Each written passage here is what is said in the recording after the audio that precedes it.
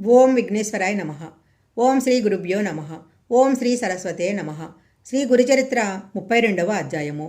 బృహస్పతి ఉపదేశించిన శ్రీధర్మాలను సిద్ధయోగి ఇంకా ఇలా వివరించారు. బృహస్పతి ఇంకా ఇలా చెప్పాడు. దేవతలారా, సతులకు భర్త మరణించినప్పుడు భర్తతో సహగమనం చేయటం ఉత్తమం. కానీ భర్త దూరదేశంలో ఉన్నా, ఆమె గర్భవతి అయినా, లేక ఆమెకు పాలు తాకే బిడ్డ ఉన్నా అప్పుడు మాత్రం సహగమనం చేయకూడదు. అలాంటి స్త్రీ యవజ్జీవితము విధవాధర్మం పాటించినా కూడా ఆమెకు నిస్సందేహంగా అలాంటి ఫలితమే వస్తుంది. విధవాధర్మాలు కూడా ఎంతో పుణ్యప్రధానమైనవి. ఆమెకు జుట్టు తీయించుకోవటము ప్రధాన కర్తవ్యము. లేకుంటే జుట్టు అనే త్రాడుతో భర్తను కట్టివేసిన దోషం వస్తుంది. గతించిన భర్త కూడా పతితుడవుతాడు.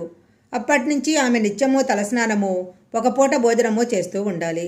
అది కూడా స్వల్పంగా తింటే చాలా మంచిది. ప్రాణాలు నిలుపుకోవడానికి ఎంత అవసరమో అంత మాత్రమే తినాలి. పాడ్యమి నాడు ఒక ముద్దతో ప్రారంభించి శుక్లపక్షంలో తిదికి ఒక ముద్ద చొప్పున పెంచుకుంటూ పౌర్ణమి నాటికి 15 ముద్దలు తినాలి. ఆ తర్వాత చంద్రకళను అనుసరించి మరలా తగ్గించుకుంటూ రావటమే చాంద్రాయణ వ్రతము అంటారు. ముసలితనం వల్ల కానీ, రోగాల వల్ల కానీ అలా చేయలేని వారు రెండవ పూట పాలో పండ్లో యావజ్జీవితము సేవించవచ్చు. కింద పడుకోవటము ఆమె ధర్మము. తనకున్న మంచము పరుపు పేదలకు దానం ఇవ్వాలి. ఇలా వారి ఆజ్ఞానుసారము వైశాఖ మాసంలో జలదానము, కార్తీక మాసంలో దీపదానము, మాఘమాసంలో నెయ్యి నువ్వులు దానం చేయటము ఆమె ధర్మము. అలాగే వేసవికాలంలో నీరు దొరకని చోట చలివేంద్రాలు పెట్టించాలి. విప్రులు రుద్రాభిషేకం చేస్తుంటే నీటితో నింపిన బిందె వారికి సమర్పించుకోవాలి. కార్తీక మాసం అంతా యావాన్నమే తింటూ నక్తావర్తము ఆచరించాలి. ఆ కాలంలో కంద, వంగ, తేనె, నూనె వాడకూడదు. మోదుగాకుల విస్తట్లో భోజనం చేయటము ఉత్తమము.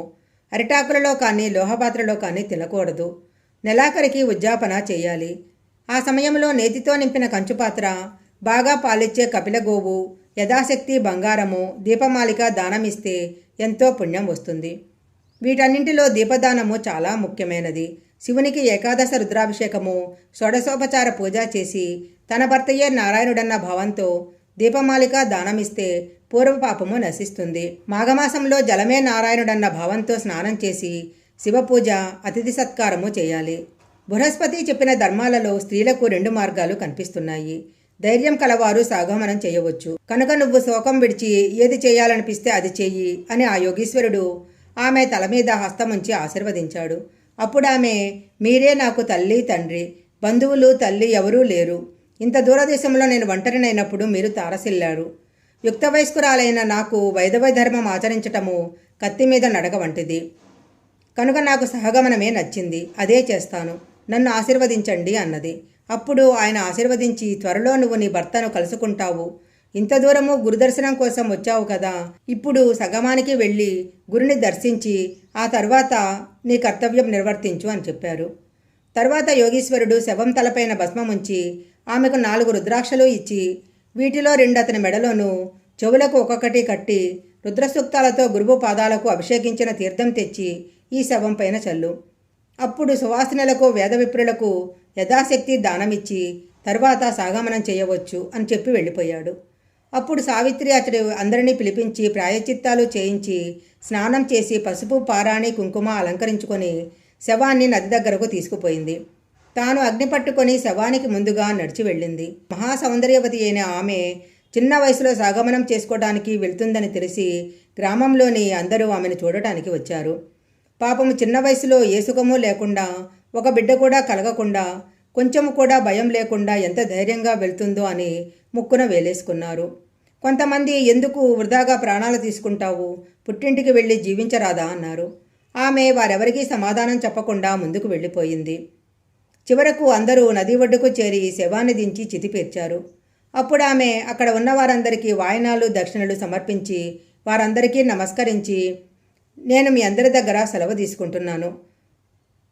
పార్వతీ పరమేశ్వరుల దగ్గరికి వెళ్ళి పూజిస్తాను అని చెప్పింది. మీరు బాధపడకుండా మీ ఇంటికి వెళ్ళండి. మా అత్తమామలకు మాత్రము వెంటనే ఈ వార్త చెప్పొద్దు. చెబితే వారి ప్రాణాలు వెంటనే పోతాయి. వారిని చంపిన పాపము మీకు చుట్టుకుంటుంది అని వాళ్ళందరికీ వెనక్కు పంపించింది. అప్పుడు అక్కడున్న వారితో, నేను గురుదర్శనం కోసం వచ్చాను కాబట్టి వారిని దర్శించి వచ్చి సాగమనం చేస్తాను. నేను వెళ్ళి వస్తాను అన్నది.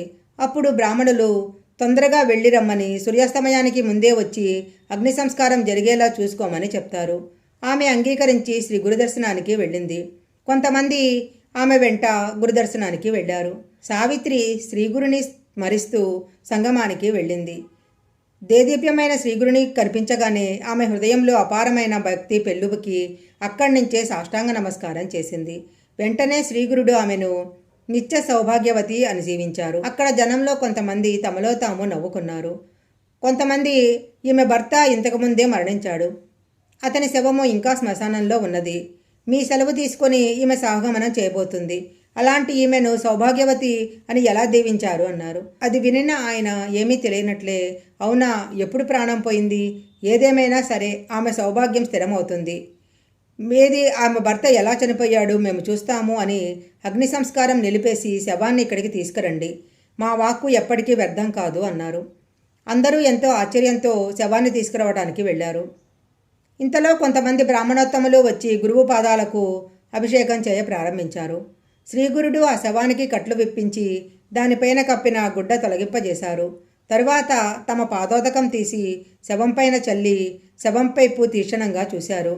అందరూ చూస్తుండగానే ఆ శవంలో కదలిక ప్రారంభమై మరుక్షణమే దత్తుడు లేచి కూర్చున్నాడు.